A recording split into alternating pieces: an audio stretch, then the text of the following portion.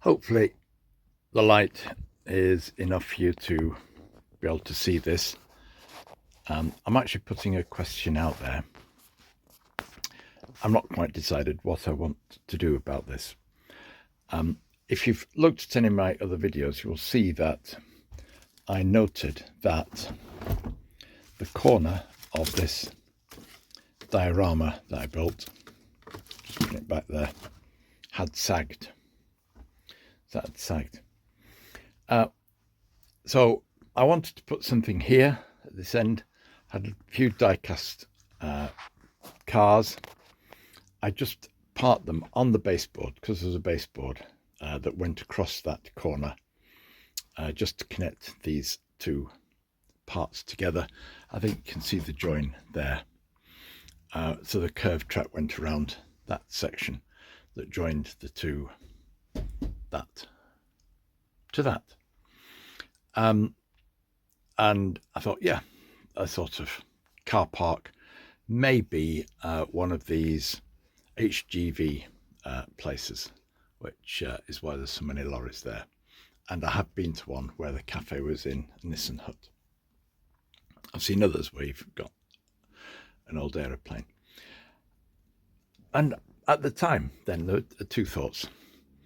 The first thought was, rather than having it level with the track, I would raise it up.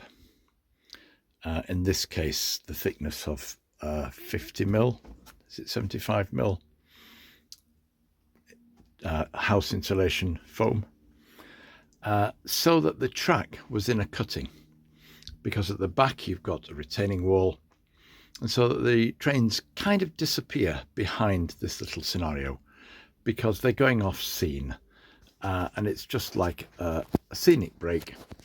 This is raised up a little bit, and if I had a few more trees, then the track will disappear behind the trees before it goes under the bridge and then into the fiddle yard. So that's the reason why I thought, let's raise it up. At the opposite end, I dropped it down.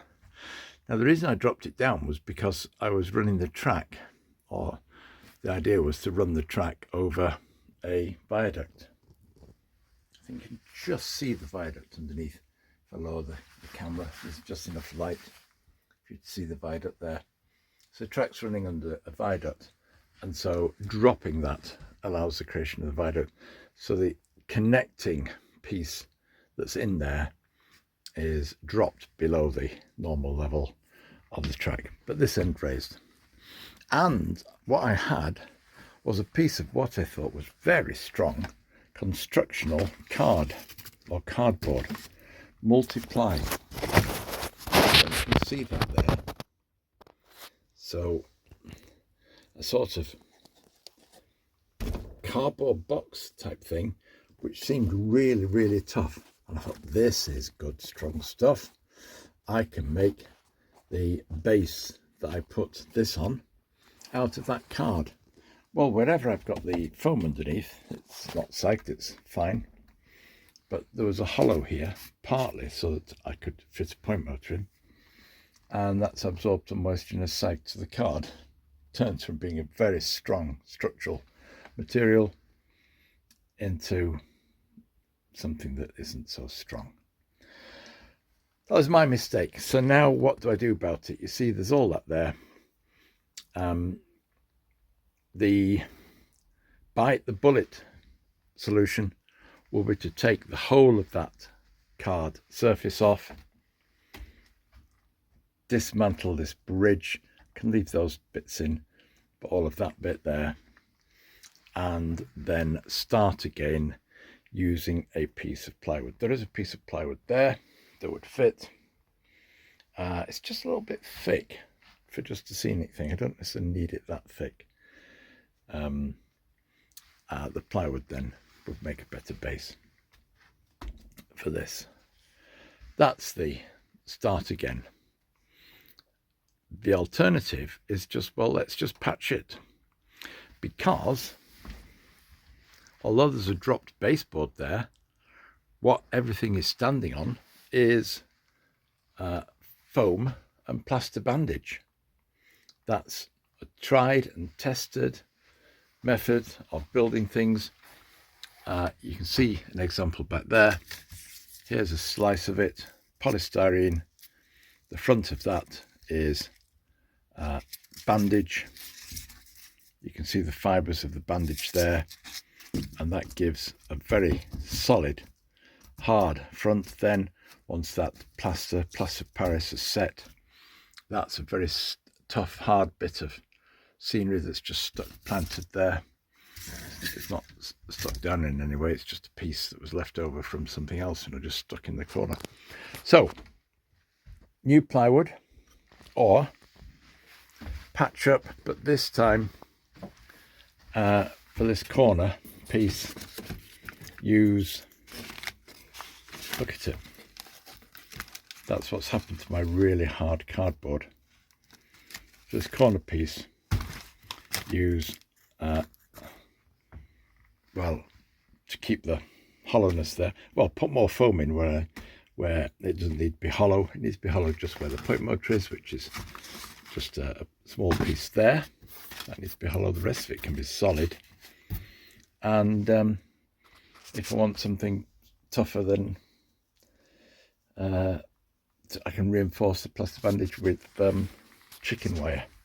Let's just look outside. It's dark outside now, but what you might be able to see there is chicken wire. You get it in various sizes. Right, there we go. Thoughts, please, comments. Rip it all out and start again with a decent plywood base underneath, so it's not going to get soggy, or plaster bandage over that corner, bearing in mind that the rest of it, as I press down, feels quite solid. And all this round here, the other side of the cutting, that is plaster bandage anyway. Yeah, it's on there. That's plaster bandage, but not the thickest. Thank you. Hope you found that an interesting issue to deal with. Postscript, just to say, having replaced the point motor base with one which has an over-center spring, that point is operating fine, and I'm getting good continuity through the point blades.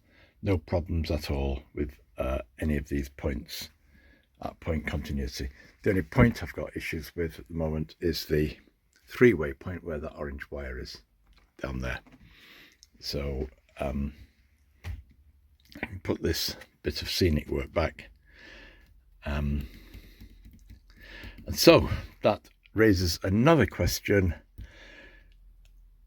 To an extent, that point motor becomes less accessible. The ones under the baseboard aren't very accessible to me as I get older. Let me turn around so I can see them before. There I am. I'm not in the first spring of youth. Oh, look at it. I'm wearing layers because the temperature's dropping tonight.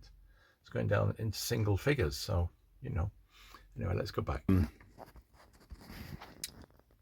It will always be accessible by doing what I've just done here, which is you hack through each time you feel you need to do anything on the point, and then patch up, which isn't quite as bad as you might at first think. It's quite possible, quite easy to patch up sometimes.